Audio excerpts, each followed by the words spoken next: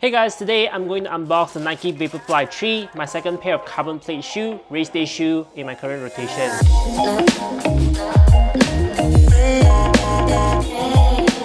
So I got a shoe in this white sail colorway with orange and brown square design around the foam, heel counter, tongue, and insole. The Vaporfly is Nike's top road racing lineup up there with the Vaporfly series, and Nike is actually one of the first innovators to use PBA foam paired with carbon plate in their marathon racing shoe. The first version of Vaporfly series was called Nike Zoom Vaporfly 4%, and the name 4% came from a lab test showed that the shoe improved running economy, running efficiency by an average of 4% compared to other marathon racing shoes. I think that is also why Vaporfly is such a popular race day shoe among runners. This year, I finally decided to bring it to the house. Okay, so let's talk about the spec of the Vaporfly 3. The midsole is full length of ZoomX foam with carbon plate inside. ZoomX foam is Nike PBA racing foam, which are very soft and lightweight, so I'm looking for a bouncy and energy return ride experience. If you take a closer look at the midsole, you can see the texture design, some cutout at the side, heel, bottom of the midsole, showing the carbon plate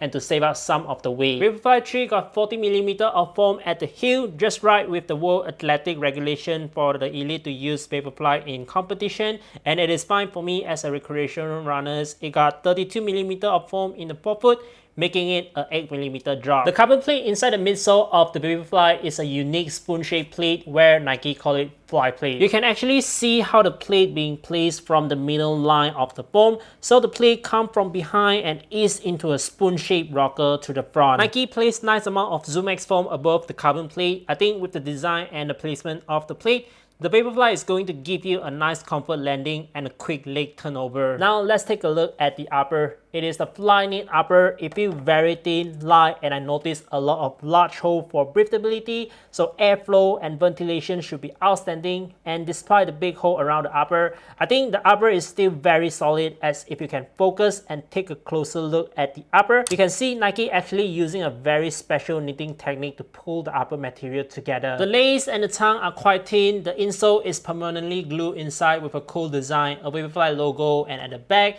it had a padded heel to provide a comfort protection for your ankle. Coming to the outsole, you got a full coverage of Nike rubber at the front. It also covers both sides of the heel, but it is quite hard to see and differentiate between the rubber and foam.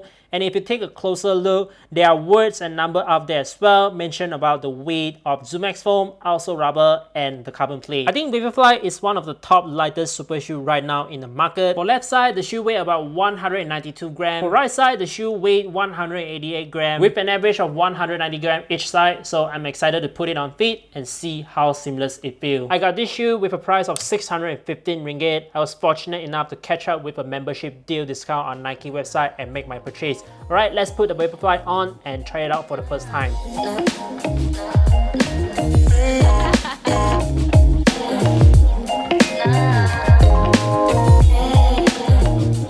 I put on the Vaporfly. My first impression, the tongue are quite big and it feels kind of hard to get it in the right place when I lace the shoe. Hopefully it don't move that much when running because the tongue seems not to stitch together with the midsole. Other than that, the toe box fits nicely for me. As you can see through the upper, I have well enough space for my toe, but when it comes to the middle, I feel a little bit tight and unstable, as the Vaporfly had a wide forefoot setup and it started to trim down when it moved to the middle and the heel. Standing experience, the shoe feels comfortable and soft, a little wobble moving side to side and stand on one feet. As I mentioned, the shoe is not very wide at the back. Walking experience is very great for me as well. I can feel the rocker of the carbon plate try to push me forward at this area of my forefoot.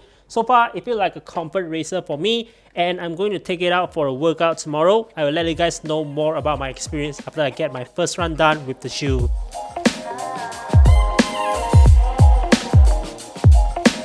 Good morning guys, today I'm going to do an interval session with the Vaporfly 3. The workout will be 800 meter repeat for 6 sets, target around 420 to 430 per K with a 90-second rest in between. Alright, I'm going to start the workout with a 2K warm-up.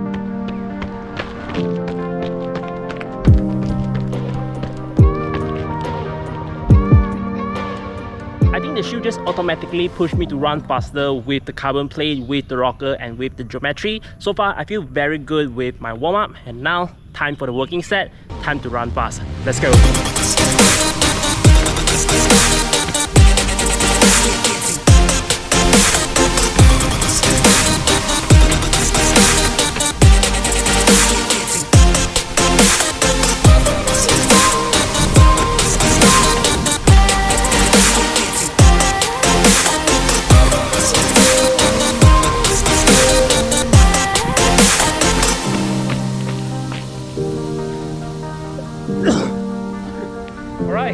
set of interval done, just barely make it in the final one, 430 per K.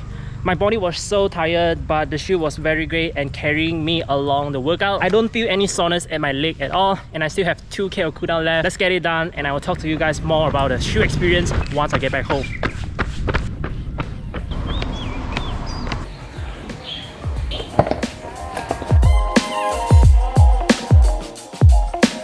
Right guys, I just closed out my first VO2 max session with the Vaporfly 3, 6 reps of 800 meter, and here's the split. 425, 428, 426, 427, 428, and 430. I think I started off strong into the workout, but my energy started to decline as the workout progressed. I felt very tired at the very end of the workout. As you can see from the last repetition, I just barely make it into my target pace. One of the reasons is because I did not fuel up properly for the workout. I straight away started running once I rolled out from my bed, and I also did the workout without any water or energy gel. That's why I was so drained at the end of the workout. But weird enough, my leg felt kind of fresh and it seems can keep going with the workout. Not sore at all. So I think the Vaporfly did somehow provide some help on that. So talking about the performance and my overall experience with the Vaporfly 3, the ZoomX midsole was super soft and comfortable. I was kind of surprised in my first wearing experience because with full length of carbon plate inside the midsole, I did not really feel the stiffness of the plate stepping in and walking around. It gave me a lot of confidence and I can still feel the softness of the shoe even after transition into my run. I started my workout with an easy warm-up for 2 km. Initially, I planned to only run in my easy effort around 730 per kilometer,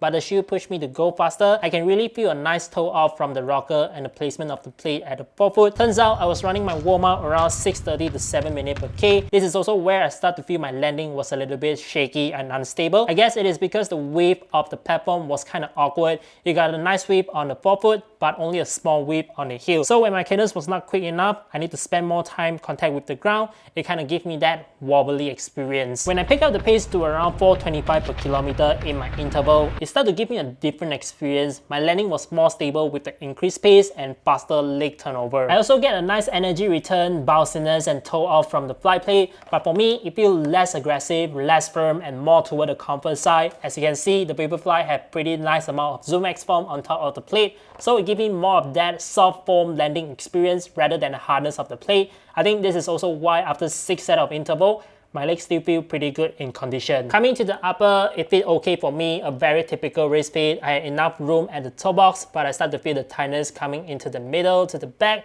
as the width of the shoe started to trim down from the midfoot to the heel. At first, I thought the tongue was a little bit big as it tends to cover to the top of my ankle, did not attach to the insole, and I noticed the lacing system was actually off-center. Very different than the shoe I used before, so I was worried the tongue would give me some issue. But after my first run, everything was good. I did not get any of that discomfort. The tongue stick nicely in place along my workout. I paired ankle socks with my Vaporfly during the workout. It got a little bit of thickness, but the Flyknit materials and the whole design make the upper feel very light and breathable. I don't have any issue of friction heat being captured inside the upper, and I love that they put in a padded heel here at the back. The heel counter was also very solid with a rigid structures inside.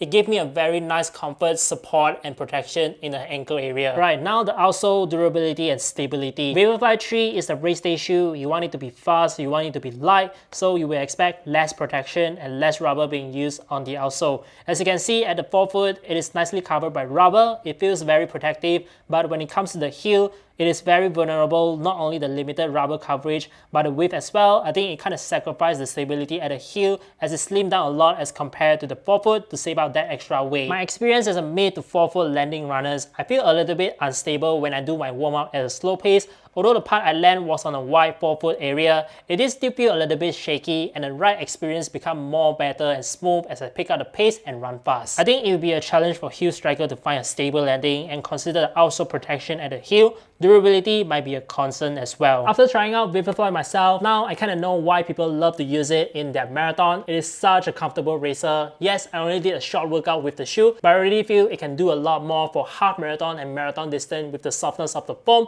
and the toe-off rocker experience. For me, I will definitely save out this shoe for only big workout and upcoming race. Not going to use it very often, but I have a plan to further test this shoe with a long run workout, so stay tuned for that. That is my first experience training with the Vaporfly 3. Will you pick up this shoe for yourself, or if you already own it, did you like it or not? Please share your experience with me down in the comment section below. Thank you guys so much for watching. See you in the next one. Bye.